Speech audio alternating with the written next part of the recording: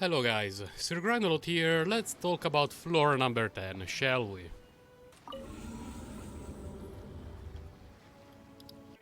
Floor 10 is not that different from floor number 9 in terms of overall design of the floor. What is going to be different is the level of the monsters. They are much higher, meaning that the damage that you get will be higher and monsters will have a larger hit pool, it will take longer to kill them. And let's go chamber by chamber, half by half, to see what kind of team we can build using the beginner characters with an addition here and there so that everyone can try to approach it. Here in the very first chamber, in the first half, we have a couple of elements, particularly Electro and Cryo, meaning that we would really like to have Pyro here. These dudes, because there are going to be two, they are pretty tanky. They have a nice chunk of hit points. You have 5 minutes to clear this chamber, and you have 5 minutes to clear the second chamber, but you will only have 3 minutes to clear chamber 3. So you can take your time for chamber 1 and 2. The only one that may be a little bit tight is chamber 3. Personally, I would highly suggest to face these two guys with the Cryo and Hydra. More on this later. Second chamber.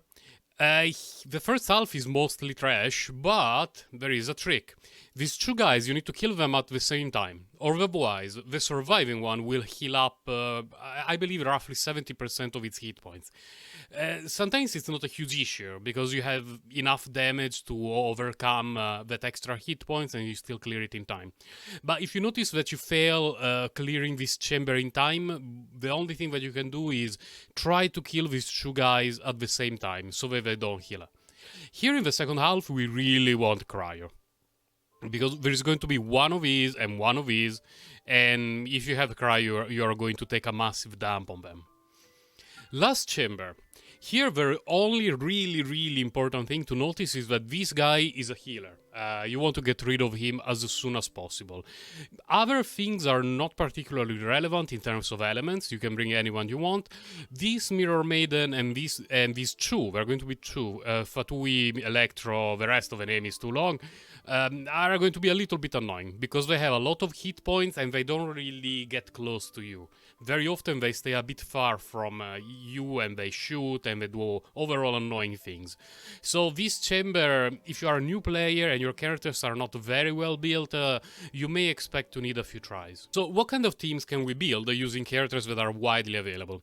The first one that I will pick for the first half is Anemo main character. It's going to be much better if your character is Anemo, because the elemental reactions between Pyro and Hydro get pretty much insane if you have Anemo available, because she's going to reduce the elemental resistance of Pyro, Xiangling is going to deal an insane amount of damage, so we're going to do this, we're going to do this, we're going to do this. It's basically the same team we played in floor 9, but instead of using Dendron, we are using Anemo. In the second half, this is very important. Keia is going to be very important. If you have another Cryo character that is better built than him, I don't know, Chongers, Rosaria, or some 5-star character, that's going to be even better. Otherwise, Keia is going to be absolutely fine. The second character that I'm going to pick is going to be Noelle, because you have Noelle, right? You should have made those pools, those discounted pools on the beginner banner, so you definitely have Noelle. You may notice my Noelle is very high level. I make the disclaimer very often. My Noelle is built very well, so she's using a Favonius Claymore instead of a more DPS-oriented weapon, so that her damage output will be more reasonable. She will not one-shot the floor by herself right now. Third character, I'm going to pick a character that you may or may not have, and if you don't have him, I highly suggest that you get him by the end of September. Xingqiu. If you've watched my video about Paimon's Bargain Shop, I consider Xingqiu one of the two top picks in the shop, together with Benny Boy here. But Benny Boy is not in the shop right now. Maybe you don't have Bennett. And anyway, if you had Bennett, you would like to have him here in the first half in place of in place of Ember, and you're going to absolutely obliterate the first half.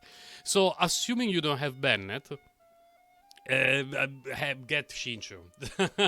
He's amazing. He's going to provide a lot of damage and energy regeneration and off-field damage for you in any of your teams. He's amazing and well worthy of the essentially 7 pools that you have to waste to get him guaranteed from Paimon Shop. Last character, I would not even need to get one, but I will put Doggy Boy there just so that we have Geo Resonance. You can fill with him with anyone you have who is slightly decently built. It could be Collei, because Collei is free to play. It could be Lisa if you build Lisa. The general idea of this floor is that you really want these three or these two and two well-built characters. I will go with Shinchu and Doggy Boy. Okay, first chamber. First chamber is slightly annoying because all the monsters will spawn fairly far away from you and some of them don't move. The two further away green mushroom here at the back and there at the front will tend not to move, so you will have to go from one side to the other of the arena and it's going to waste a little bit of your time. 風と共に去れウサギ伯爵出撃雨のよ元気出してよルオパーよって晴れせ And the idea is always the same. You apply Hydro with Barbara and Xianling will essentially one-shot everything. My Xianling doesn't because she's not built particularly well, but it would not make sense to give her some absolutely busted artifact when I'm making a video aimed at players who are relatively new to the game. And in case you have not noticed, my videos are not scripted, so there is a little bit of clicking in the background because, well, I'm playing while I'm recording. I just cannot make scripted videos, so every now and then you have to endure a bit of nonsense from yours truly. And if you enjoy this kind of nonsense, by the way, I stream slightly randomly. My schedule is not really fixed due to my work and my little daughter, but I try to stream once or twice a week, so you're definitely welcome to come and join my streams. Here we are doing fine in terms of time. It's relatively slow, but as I said earlier, we have 5 minutes to clear this chamber, so you don't need to feel like you are in an absolute rush to clear everything. And I believe that the first half is the most annoying one, mainly because of how spread out the monsters are. In the second half, it's true that the monsters are tankier and beefier and everything, but they're just two, and you're going to freeze them if you have Shinchu. So overall, it's going to be a much easier time for you.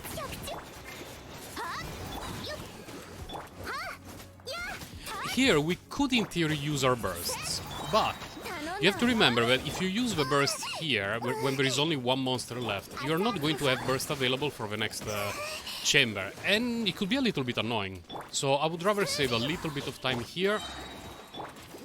Your mileage may vary, of course.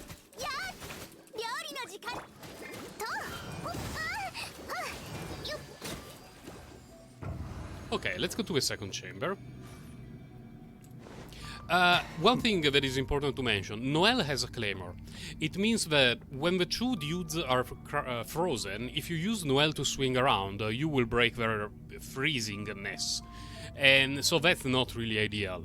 You can just do everything with Kea and Shinchu as long as they are decently built.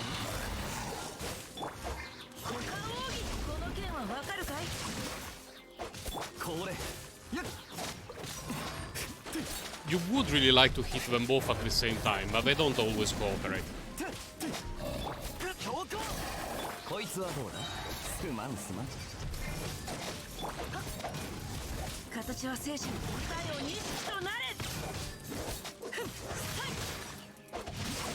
This is going to be it until the end of the chamber, basically. Just trying to keep them frozen, grouped up, and have someone on the field hitting them.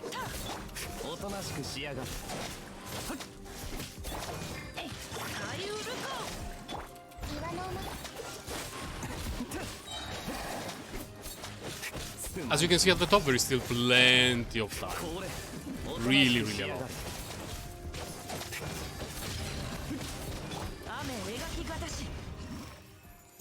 That was fairly easy. Let's move to the second chamber.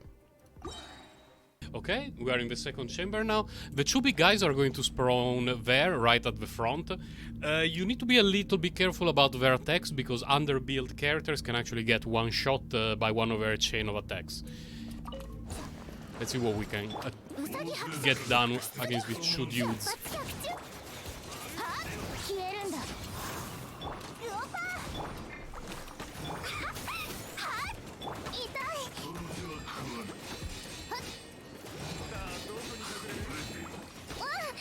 You know, they're being slightly obnoxious, but at least they're getting damage from the Pyronado. We will have to do a second round. 熱々でしょ。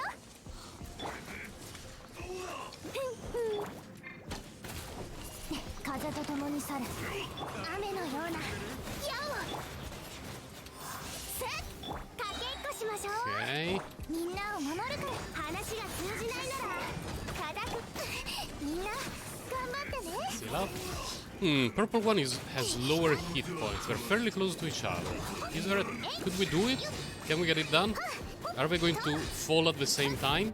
We did it at the same time. Let's go. That is going to save you a ton of time. Really, really a ton of time. As you may have noticed, I was essentially ignoring the little guys, because the little guys will eventually get close to you and they will just die due to all the AoE. Second half, this is going to be very, very easy. Keia is going to absolutely dominate both of these guys.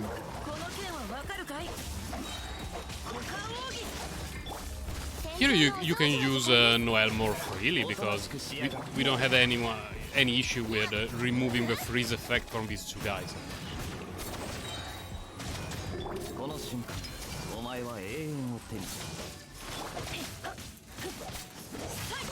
Very easy chamber.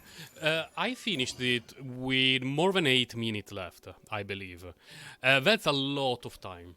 If I had to kill one of the two samurais again, because it healed up, it would have cost me maybe an extra rotation on my characters.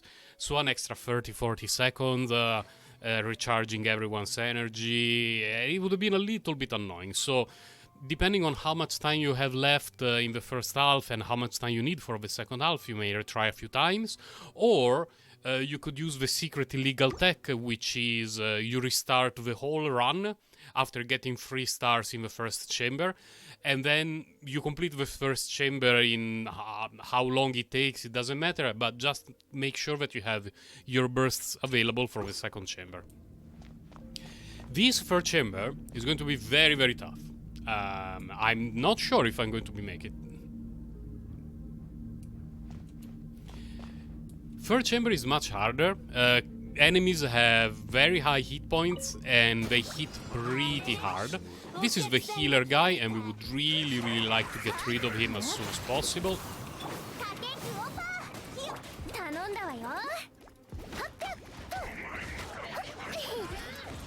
No! That was a huge bummer.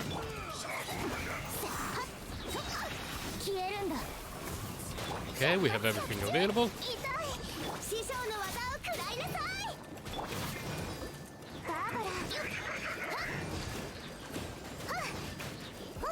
This guy is generous because he heals the others, but he doesn't really heal himself very much.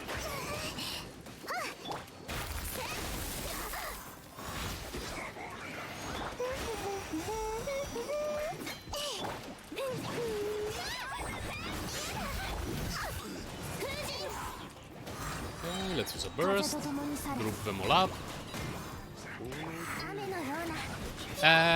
Ember, you were not supposed to shoot in that direction, but okay, I guess.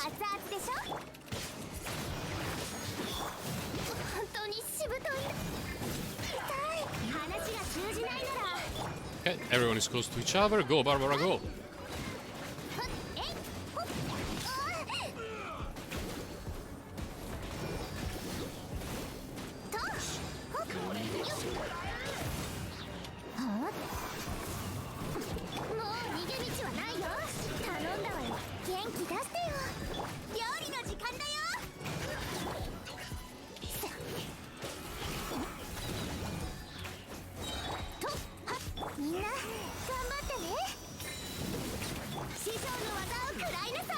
Okay, this should be the last rotation. Okay, we have only 1 minute left for the second half, which is not a lot, to be honest. And this is just a DPS check where you may have to walk around the map a lot. Depending on which characters you have available and what's their DPS, damage per second, you may not be able to get full stars here. If you don't worry, just wait until your characters are a little bit strong. この件はわかるかい雨映画風邪ひくなよこれレイドの礼儀に気をつけますよ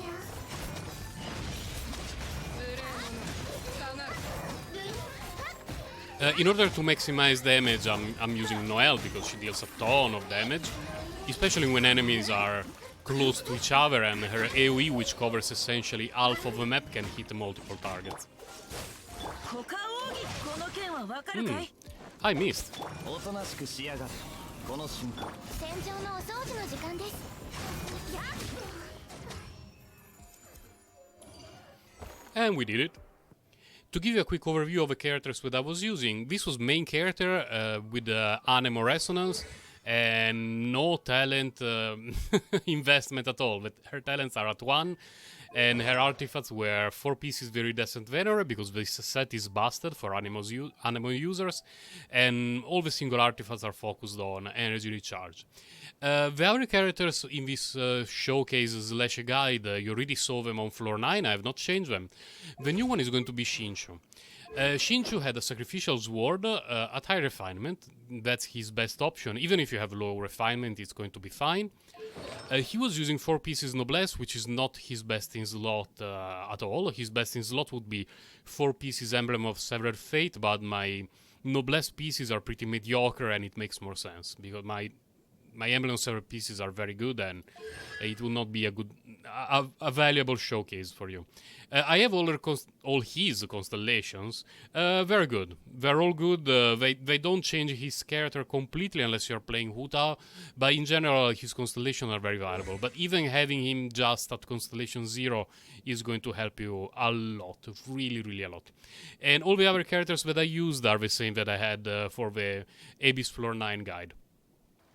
So, to sum up the 10th floor, you want a couple of Pyro characters, an Anemo character, and a Hydro character. You can arrange them any way you want, depending on which characters you have available, but that kind of team with decent investment is going to carry you in that half. And in the second half, you want a team with a Cryo and hopefully a second Hydro character. If you don't have one, get Shinshu from the shop. If you have any other Hydro character, go for it, because as long as you can keep the most annoying enemies frozen, you're going to have a very, very easy time in the second half. And that was all for the updated 10th floor guide. I will see you next time with a guide for floor 11. That one will be a little bit tougher. Bye guys, take care.